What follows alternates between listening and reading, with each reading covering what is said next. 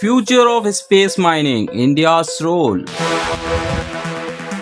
अरे वाह! सोचो एक दिन हमारे डेली नीड्स का सामान अर्थ से नहीं बल्कि स्पेस से आए। Sounds like science fiction, right? लेकिन ये फ्यूचर अब दूर नहीं है। Welcome to our video on the future of space mining और इसमें इंडिया का गेम चेंजिंग रोल की हम बात करेंगे। कैसे इंडिया एस्ट्रॉइड्स और मून से रिसोर्सेस निकालने के लिए रेडी हो रहा है और ये हम सब के फ्यूचर्स को कैसे बदल सकता है। From cheaper electronics to cleaner energy, space mining could be the next big revolutions और इंडिया वो इस कॉस्मिक रेस में टॉप पे है। सो चलो let's dive into this exciting journey और देखें कि इंडिया कैसे स्पेस माइनिंग का फ्यूचर सेव कर रहा है। वीडियो में आगे बढ़ने से पहले एक छोटा सा काम कर लें आप सभी, वीडियो को एक लाइक शेयर और चैनल को सब्सक्राइब जरूर कर लें और कमेंट में जय हिंद जरूर लिखें। What is space mining? तो पहले ये समझते हैं स्पेस माइनिंग होता क्या है। सिंपली बट ये है एस्ट्रॉइड्स, मून्स या दूसरे प्लेनेट से मिनरल्स या रिसोर्सेज को निकालना।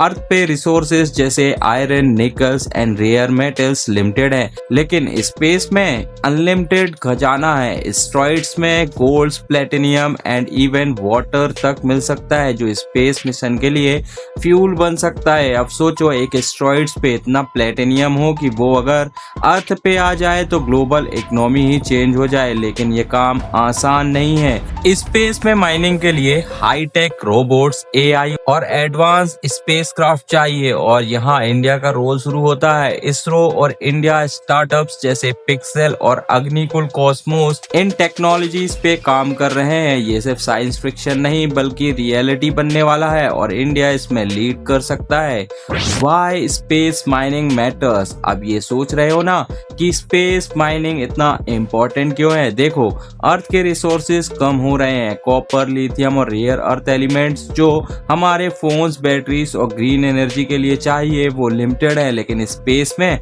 वहाँ रिसोर्सेज का ओशन है। एक सिंगल एस्ट्रॉइड्स में इतना मटेरियल हो सकता है कि अर्थ के सारे माइंस कंबाइन भी उसका मुकाबला ना कर सकें। प्लस स्पेस माइनिंग से हम अर्थ के एनवायरनमेंट को भी बचा सकते हैं। ट्रेडिशनल माइनिंग से पॉल्यूशन होता है, फॉरेस्ट खत्म होते हैं, लेकिन अगर हम स्पेस से रिसोर्सेस लाएं तो अर्थ पे माइनिंग की जरूरत ही खत्म हो जाएगी और ये सिर्फ एनवायरनमेंट के लिए ही नहीं अच्छा होगा, इकोनॉमी के लिए भी गेम चेंजर हो सकता है। चीपर मेटल्स का मतलब है चीपर इलेक्ट्रॉनिक्स, चीपर कार और रिन्यूएबल एनर्जी और इंडिया वो इस रेवोल्यूशन का हिस्सा बनने के लिए रेडी है। विद इसरो के मिशंस और प्राइवेट कंपनीज के इनोवेशन के साथ India's role in space mining. अब बात करते हैं कि इंडिया के रोल की कि इंडिया का स्पेस प्रोग्राम स्पेशली इसरो दुनिया में छा रहा है। चंद्रयान मिशन ने मून के सरफेस की डिटेल्स स्टडी स्टार्ट की है और ये डेटा स्पेस माइनिंग के लिए सुपर इम्पोर्टेंट है। मून पे हीलियम 3 जैसे रिसोर्सेस हैं जो फ्यूचर में क्लीन न्यूक्लियर एनर्जी के लिए गेम चेंजर भी हो सकते हैं।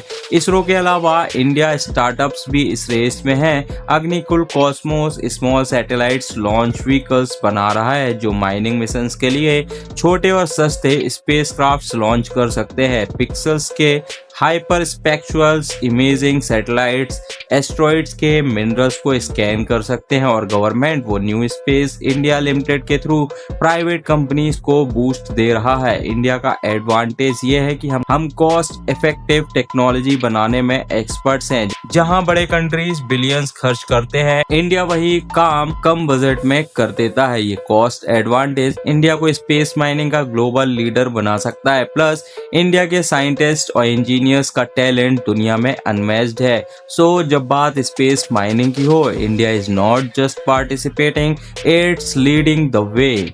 चैलेंजेस अहेड, लेकिन ये सब इतना सिंपल तो नहीं है। स्पेस माइनिंग के साथ बड़े चैलेंजेस भी हैं। पहला, टेक्नोलॉजी। स्पेस में रोबोट्स भेजना, माइनिंग करना एंड रिसोर्सेज वापस लेके आना, ये सब हाई टेक और रिस्की है।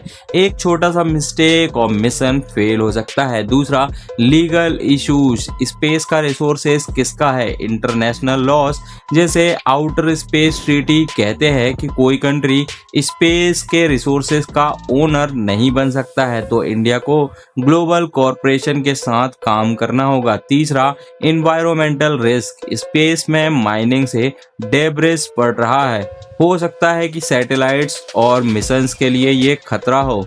और finally, funding. Space mission costly होते हैं और प्राइवेट कंपनीज के लिए इतना पैसा जुटाना बहुत ही ज़्यादा टफ है, लेकिन इंडिया इन चैलेंजेस को फेस करने के लिए रेडी है और इसरो के साथ एक्सपर्टीज और गवर्नमेंट के सपोर्ट के साथ ये काम बड़ी आसानी से इंडिया कर सकता है।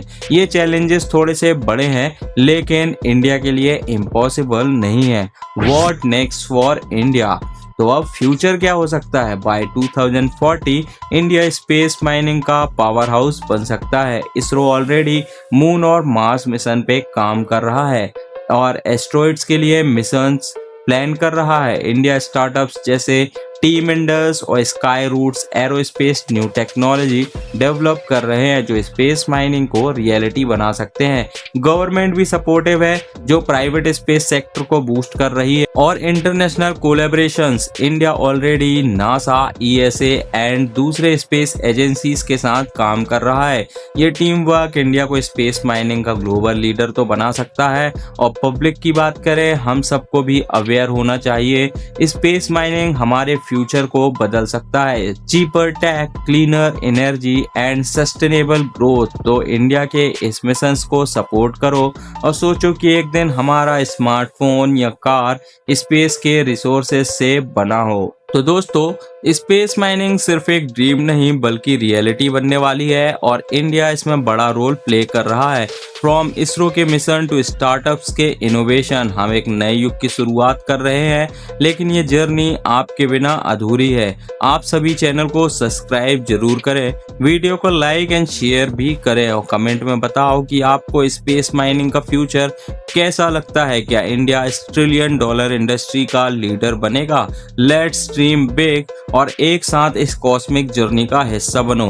जय हिंद।